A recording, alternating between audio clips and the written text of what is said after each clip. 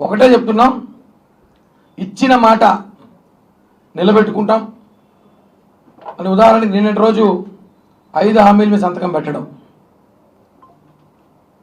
అన్నీ ఏదైతే ఎలక్షన్లో గెలిస్తే పెన్షన్ కానివ్వండి, అన్నా క్యాంటీన్ కానివ్వండి, డిఎస్సి కానివ్వండి, అన్నీ కూడా ఏదైతే హామీలు ఇచ్చామో ఆ హామీలను కూడా నిన్న నెరవేర్చుకున్నాం.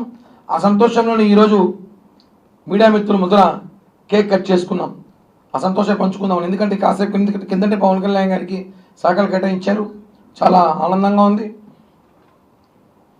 రాష్ట్రంలో ఈరోజు ప్రజలు అనుకున్నట్టుగా ప్రజా విజయం ఇది, ప్రజల విజయం ఇది. మనం చూసుంటాం. ఈరోజు మాజీ ముఖ్యమంత్రి ఆయన ఇప్పుడు కూడా ప్యాలెస్ నుంచి బయట రాకుండా తాడేపల్లి ప్యాలెస్ నుంచి ఏం మాట్లాడుతున్నాడంటే ఈవీఎంలో ఏమో జరిగిందంట. సరే 150 సీట్లు వచ్చినప్పుడు అప్పుడు కూడా ఈవీఎం జరిగిందా? మేము అడుగుతున్నాం. ఈరోజు మాకు ఈవీఎంలో ఏమో జరిగిందంటారు. ఈవీఎం పైన దేశవ్యాప్తంగా చర్చ జరగాలంట. 150 సీట్లు వచ్చినప్పుడు మేము చర్చ జరుగుంటే అప్పుడు ప్రజలు తీర్పు ఇచ్చినారు, ఆశీర్వదించినారు, అవకాశం ఇచ్చినారు. నువ్వు ఇంటికే పరిమితమైనావు, బయటికి రాకుండా పబ్జీ ఆడుకుంటూ జీవితం గడిపోయినావు. మేము ప్రజల్లోకి వచ్చినాం, పోరాటం చేసినాం, నిలబడినాం, హామీలు ఇచ్చినాం, గెలిచాం, చూపించాం. ఒకటే ఈరోజు చాలా సంతోషంగా ఉంది పవన్ కళ్యాణ్ గారిని డిప్యూటీ సీఎంగా చూడడం. రాబోయే రోజుల్లో ఆయన ఉన్నత స్థాయిలో కూడా చూడబోతాం. మేము ఖచ్చితంగా ఆయనని మేము మా కోరికలు ఏదైతే చూడాలనుకుంటున్నామో ఆ కోరిక కూడా నెరవేరుస్తాం. మనం గతంలో కూడా చూస్తుంటాం, కేసీఆర్ మంత్రిగా ఉండే ముఖ్యమంత్రి అయ్యారు. మనందరం అబ్జర్వ్ చేసుకోవాలి. చాలామంది ఏంది ఉప ముఖ్యమంత్రి అని మాట్లాడారు, 2-3 కూడా. కేసీఆర్ కూడా గతంలో మంత్రిగా ఉండి ఈరోజు రాష్ట్రంలో 10 ఏళ్ళు ముఖ్యమంత్రిగా ఉన్నాడు. రేవంత్ రెడ్డి కూడా మంత్రిగా ఉండి ఈరోజు ముఖ్యమంత్రి అయ్యారు. చంద్రబాబు గారు కూడా గతంలో ఎన్టీఆర్ హయాంలో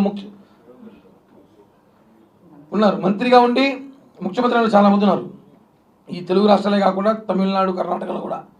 ఇప్పుడు గుర్తుపెట్టుకోవాలి, వైసీపీ నాయకులు నాకైతే ఈ రోజుతో 10 రోజుల్లో కనిపించి పాపం ఎవరు కనిపించట్లేదు, ఒకరు కూడా మాట్లాడతారేమో అనేసి. తిరుపతి నుంచి ఎక్కడ కూడా ఓటమి భయం, మీరు ఓడిపోయారని తెలిసి ఈరోజు ఈవీఎంలో మ్యాజిక్ జరిగింది. మళ్ళీ ఓదార్చా అంటే ఆయన ఇంటికి వచ్చి అందరినీ ఎవరినో ఫస్ట్ ఆయన ఓదార్చాలి. అందరం మనందరం ఫస్ట్ మనంతా వెళ్ళి ప్రజా ఓదార్పు యాత్ర అని చెప్పి జగన్ అనే నిద్రపోవట్లేదనా ఆయన ఓదార్తాం. మళ్ళీ ఆయన మళ్ళీ దెబ్బలు కొట్టారంట, ఏదో దాడులు చేసినారంట, రకరకాల విమర్శలు చేస్తారు. ఆయన ఓదార్చాల్సిన అవసరం ఉంది. ఒక్కరిని వదిలిపెట్టే ప్రసక్తి అయితే లేదు. నిన్న చంద్రబాబు గారు చెప్పారు, టీటీడీ నుంచే ప్రక్షాళన మొదలవుతుందని. వాస్తవం.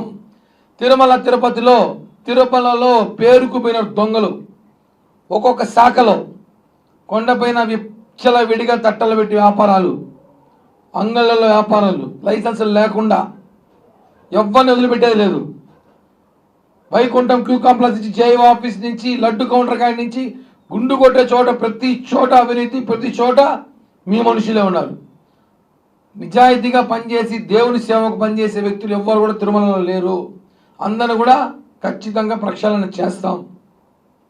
ఐఏఎస్ ఆఫీసర్తో సహా ప్రతి ఒక్కరిని ప్రశ్నిస్తాం, ప్రతి ఒక్కరి మీద కేసులు పెడతాం, విచారణ చేస్తాం. ఎవరు ఎంత దోచేశారో మొత్తం బయటకు ఎక్కిస్తాం. ఉదాహరణకి ఈరోజు నగిరి మాజీ ఎమ్మెల్యే మా అవ్వబాయి కూడా ఏదో కేసు కంప్లైంట్ పెట్టినట్టు 100 కోట్లు చూసుంటాం. ఏదో బ్యాటు బాల్ 100 కోట్లు వేసినాయి. ఆడుదాం ఆంధ్ర అని ప్రజల డబ్బులతో వాళ్ళు ఆడుకున్నారు, ప్రజల డబ్బుతో ఆడుకున్నారు. మనం చూసుంటాం ఆడుదాం ఆంధ్ర అని చెప్పి జగన్ పుట్టినరోజుకి వేడుకలుగా ఆయన ఏదో మెహర్బాన్ కోసం ఆడుదాం ఆంధ్ర అని చెప్పి 200 రూపాయల బ్యాట్ని 2000 గాను, 10 రూపాయల బాల్ని 100 రూపాయలు గాను, పనికిరాని స్టెంపుల్ తెచ్చి ఇవన్నీ చూపించి 100 కోట్ల స్కామ్ జరిగిందని చెప్పి గతంలో చెప్పా. నా వీడియో ఒక 7 నెలల ముందు 7 నెలల ముందు ఉంటుంది, తీస్తే ఇది పెద్ద స్కాము, బయట పెడతాం ఖచ్చితంగా అన్నాం. ఖచ్చితంగా స్కామ్. సిఐడిలో కంప్లైంట్ ఇచ్చారు, వేగవంతం చేస్తాం, విచారణ చేపడతాం. ఖచ్చితంగా సిద్ధార్థ్ రెడ్డి ఎవరైతే బైరెడ్డి సిద్ధార్థ రెడ్డి ఉన్నాడు, ఆ స్పోర్ట్స్ అసోసియేషన్ చైర్మన్, అలాగే ఆ శాఖ మంత్రి అయిన రోజావారి ఇద్దరి మీద కేసులు పెడతాం, ఎవరు ఎంత తిన్నారో కక్కిస్తాం. ఇలాంటి చాలా ఉన్నాయి. వేల కోట్లు దోచారు, అన్నీ కూడా బయటికి తీస్తాం. ఎక్కడికి పారిపోయినా పట్టుకొస్తాం, వదిలి ప్రసక్తే లేదు. ఆడుదాం ఆంధ్ర అని చెప్పి ఆమె పొద్దున్న నుంచి సాయంత్రం దాకా ఆమె ఆడుకుంది బాగా డ్యాన్సులు వేసుకొని, పొద్దున మధ్యాహ్నం సాయంత్రం. మళ్ళీ ఆడుదాం ఆంధ్ర 100 కోట్లు స్కామ్.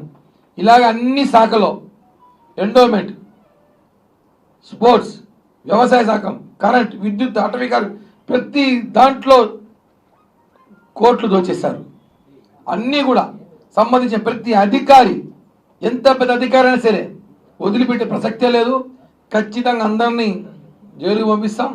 ఎందుకంటే మీరు తినింది ప్రజల డబ్బు, తిరుమలలో తినింది దేవుని డబ్బు, ఏది వదిలిపెట్టే ప్రసక్తి లేదని చెప్పి తెలియజేస్తూ, మరొకసారి మా అధినేత, మా డిప్యూటీ సీఎం, ఈ రాష్ట్రానికి దిక్సూచిన ఏకైక నాయకుడు పవన్ కళ్యాణ్ గారికి హృదయపూర్వక శుభాకాంక్షలు తెలియజేస్తూ, ఇక్కడ మా అందరి తరపున, తిరుపతి జనసేన పార్టీ తరపున ఆయన శుభాకాంక్షలు తెలియజేస్తూ, తీసుకున్న మినిస్టర్లు ఏదైతే శాఖలు తీసుకున్నారో దానికి పూర్తి న్యాయం ఆయన చేస్తారో మాకందరికీ తెలుసు.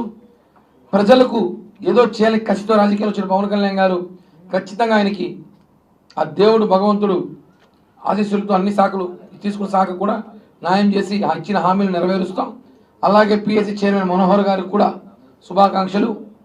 అలాగే కందుల దుర్గేష్ టూరిజం శాఖ మంత్రి, ఆయనకి కూడా శుభాకాంక్షలు తెలియజేస్తూ, తీసుకున్న ముగ్గురు కూడా ఈ రాష్ట్రంలో అనేక శాఖల్లో కీలక మార్పు తీసుకురావడానికి ప్రయత్నిస్తారని చెప్పి కూడా తెలియజేస్తూ, మినిస్టర్స్ ఆంధ్రప్రదేశ్ అని చెప్పుకోవడం చాలా గర్వకారంగా ఉంది. ఈరోజు ఎంతో సంతోషకరం. ఎందుకంటే పవన్ కళ్యాణ్ గారు ఎమ్మెల్యే అయితే చాలు, ఎమ్మెల్యే గెలవండి, ఎమ్మెల్యేగా గెలుస్తారా అని చెప్పి విమర్శలు చేసిన వాళ్ళు ఈరోజు ఆయన one and only deputy CM. Okay, మీలాగా జాతరలాగా 5-6 అమ్ముకోలేదు ఆయన. గతంలో మీరు డిప్యూటీ సీఎం లేనారు, ఏదో పాలకొండ సభ్యులు వేసినట్టు గుళ్ళో 5 మంది డిప్యూటీ సీఎంలు, అదే పవర్లో పౌరుల వాళ్ళకి చూసారా.